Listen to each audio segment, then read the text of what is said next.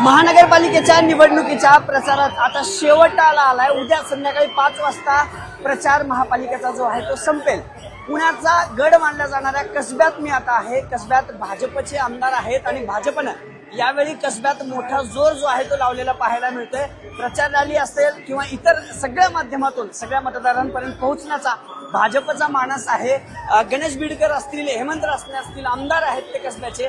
खरं तर कसबा हा भाजपचा गड मानला जातो आणि आपण पाहताय की 2 आमदारांना घेऊन हे सगळे उमेदवार फिरतायत। भाजपला विश्वास आहे ना की कसबा आमचा गड आहे। तुम्हाला विश्वास आहे ना कसबा गड आहे? हे सगळे शक्ती प्रदर्शन बघून वाटते का की सगळे म्हणजे 5 ते 6 वॉर्ड तुमचे आहेत, कसब्यात भाजपचं कमळ 100% फुलणार? आज देशाचे पंतप्रधान मोदी साहेब, राज्याचे मुख्यमंत्री देवेंद्र फडणवीस यांच्या नेतृत्वाखाली संपूर्ण भारत देश 2047 साली आत्मनिर्भर भारत करणं, विकसित भारत करणं, महाराष्ट्र राज्य अग्रेसर करणं या दोघांच्या नेतृत्वाखाली काम करत आहोत। पुणे महापालिकेत 125 भारतीय जनता पार्टीचे कमळ हे निवडून येणार आहेत आणि त्यात कसब्यातली 100% कमळ हे नक्की निवडून येणार आहेत। 125 येतील आणि कसब्यात 100% कमळ? हो, विश्वास आहे? 100% विश्वास आहे। आज देशाचे पंतप्रधान मोदी साहेब आणि राज्याचे मुख्यमंत्री देवेभाऊ यांच्या नेतृत्वाव्यतिरिक्त या राज्यात आणि देशात कुठलंही नेतृत्व दिसत नाही। 24/7 देशाला आणि राज्याला समर्पित असणारं नेतृत्व आहे आणि त्या नेतृत्वाखाली मी असेल, आमदार सुनील कांबळे असेल, आमच्या इथले उमेदवार माजी सभागृह नेते गणेशजी बिडकर असतील, देवेंद्र वडके असतील, आमच्या यादव ताई असतील आणि कल्पना भैरट वहिनी असतील, हे 4ही उमेदवार प्रचंड बहुमताने विजयी होणार। तुमच्या या प्रचार रॅलीला मोठा उत्साह दिसतोय, अगदी पुढेपर्यंत राहिले। विरोधक म्हणतात की बिडकर याही वेळेस आम्ही बिडकरांना हारू। नाही, विरोधकांचं ते काम आहे। विरोधकांनी येऊन एकदा जरा डोळ्यांनी बघावं की कार्यकर्त्यांचा उत्साह जो आम्ही गेली 6 महिने दाबून ठेवला होता, आम्ही हाऊस हाऊस प्रचार करत होता, आज आम्ही तो पेंडलम खोललाय।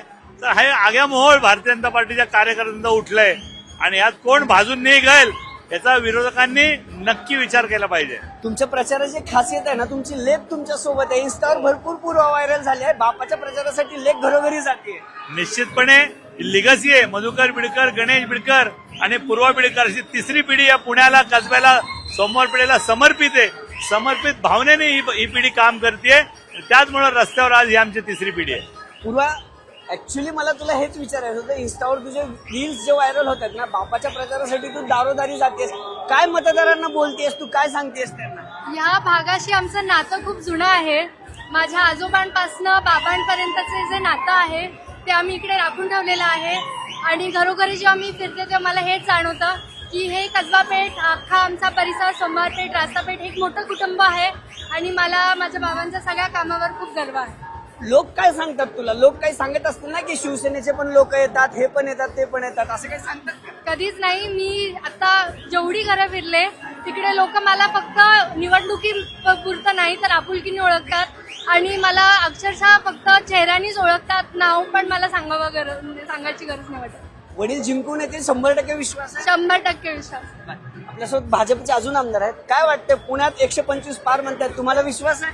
कार्यकर्त्यांच्या बळावर पार्टी चालते आणि कार्यकर्ते गेले 2 महिने प्रत्येक कार्यकर्त्यांनी घर ना घर गुंजून काढलेले, प्रत्येक मतदारांशी संपर्क केलेला आहे कार्यकर्त्यांच्या बळावर। आणि महाराष्ट्राचे आदरणीय मुख्यमंत्री देवेंद्रजी फडणवीस साहेब असेल किंवा पंतप्रधान मोदी साहेबांचा भारतीय जनता पार्टी विकासाचा मंत्र घेऊन प्रत्येक कार्यकर्ता घरी जातो। पुणे शहराचा विकास करण्यासाठी येणाऱ्या निवडणुकीत 125 म्हणतात ते 125+ भारतीय जनता पार्टी 100% होणार हा विश्वास आहे।